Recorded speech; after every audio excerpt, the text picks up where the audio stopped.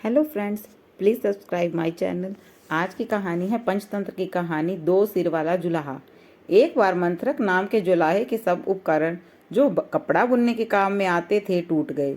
उपकरणों को फिर बनाने के लिए लकड़ी की जरूरत थी। लकड़ी काटने की कुल्हाड़ी लेकर वह समुद्र तट पर स्थित वन की ओर चल दिया।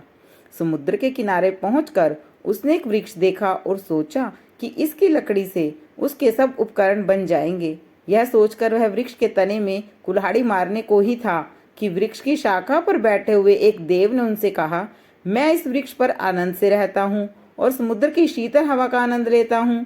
तुम्हें इस वृक्ष को काटना उचित नहीं है। दूसरे के सुख को छीनने वाला कभी सुखी नहीं होता।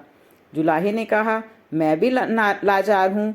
लकड़ी के बिना मेरे उपकरण नहीं बनेंगे, कपड़ा नहीं बुना जाएगा, जिससे मेरे कुटुंबी भूखे मर जाएंगे। इसीलिए अच्छा यही है कि तुम किसी और वृक्ष का आश्रय ले लो। मैं इस वृक्ष की शाखाओं को काटने को विवश हूँ। देव ने कहा, मंत्रक, मैं तुम्हारे उत्तर से प्रसन्न हूँ।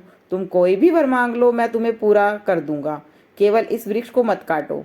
मंत्रक बोला, यदि यही बात है तो मुझे कुछ देर का अवकाश दे दो। मैं अभी घर जाकर अपनी पत्नी से और मित्र से सलाह लेकर वर मांगूंगा।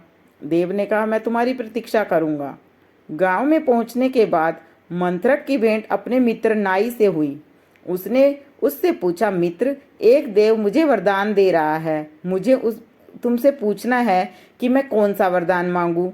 नाई ने कहा, यदि ऐसा ही है तो राज्य मांग ले। मैं तेरा मंत्री बन जाऊंगा, हम सुख से रहेंगे।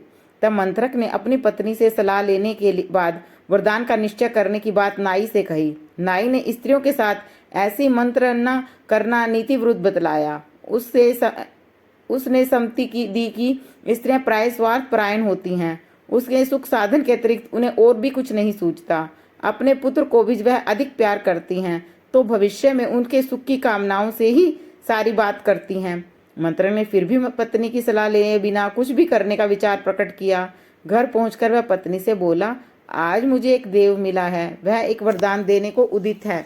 नाई की सलाह से मुझे राज्य मांग लेना चाहिए। तू ही बता कि कौन सी चीज मांगी जाए। पत्नी ने उत्तर दिया, राज्य शासन का काम बहुत कष्टप्रद है। संधि विग्रह आदि से ही राज्य को अवकाश नहीं मिलता। राजमुकुट प्राय कांटों का ताज होता है। ऐसे राज्य से क्या अभिप्राय जो सुख न दे। मंत्रक ने कहा, प्रिय, तुम्हारी बात सच है। राजा राम को और राजा नल को भी राज्य प्राप्ति के बाद कोई सुख नहीं मिला था। हम में कैसे मिल सकता है। किंतु प्रश्न यह है कि राज्य न मांगा जाए तो क्या मांगा जाए। मंत्रक पत्नी ने उत्तर दिया, तुम अकेले 2 हाथों से जितना कपड़ा बुनते हो उससे भी हमारा व्यय पूरा हो जाता है। यदि तुम्हारे हाथ 2 की जगह 4 हो जाएं और सिर भी 1 की जगह 2 हो जाए तो कितना अच्छा हो। तब हमारे पास आज की अपेक्षा दुगना कपड़ा हो जाएगा। इससे समाज में हमारा मान सम्मान बढ़ेगा। मंत्रक को पत्नी की बात जच गई। समुद्र तट पर जाकर वह देव से बोला, यदि आप वर देना चाहते हैं तो वह वर दें कि मैं 4 हाथ और 2 सिर वाला हो जाऊं। मंत्रक के कहने से ही उसका मनोरथ पूरा हो गया। उसके 2 सिर और 4 हाथ हो गए। किंतु इस बदली हालत में जब वह अपने गांव में आया तो लोगों ने उसे राक्षस समझ लिया और राक्षस समझकर उस पर टूट पड़े और पीट पीट कर उसे मार डाला। कहानी से सीख है कि आपके अपने परिवार का कोई व्यक्ति सलाह दे तो यह जरूरी नहीं है कि सलाह हमेशा सही ही होगी। सलाह हमेशा योग्य व्यक्ति से लेनी चाहिए। ऐसी ही मनोरंजक और रोचक कहानियां सुनने के लिए please like, subscribe and share my channel. Thank you for listening.